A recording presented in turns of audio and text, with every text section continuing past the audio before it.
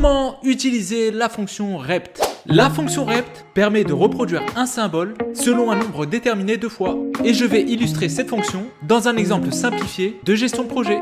Donc en première colonne, je vais insérer une liste de projets.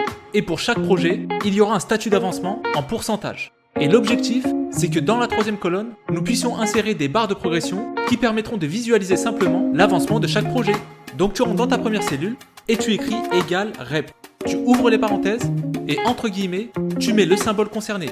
Donc dans mon cas, ça va être une barre verticale que j'insère avec la combinaison des touches Alt GR6, mais cela peut être n'importe quel symbole.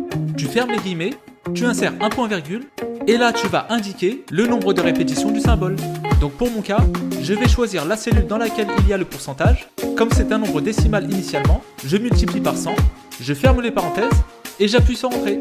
Il ne te reste plus qu'à changer la police et tu choisis la police Stencil.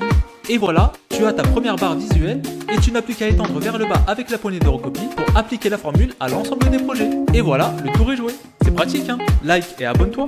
À apprendre Excel sur YouTube, c'est chez Mes Tutos Excel. Alors abonne-toi et n'oublie pas de récupérer ton e-book offert en cliquant sur le lien dans ma bio. Tu y trouveras plein d'astuces et de conseils sur Excel pour te former étape par étape. Et n'hésite pas à visiter ma page, ce sont des dizaines de tutos spécialement pour toi. Et en plus de ça, j'ai organisé ces tutos par thématique pour faciliter ton apprentissage. Alors n'oublie pas, abonne-toi et récupère ton e-book offert.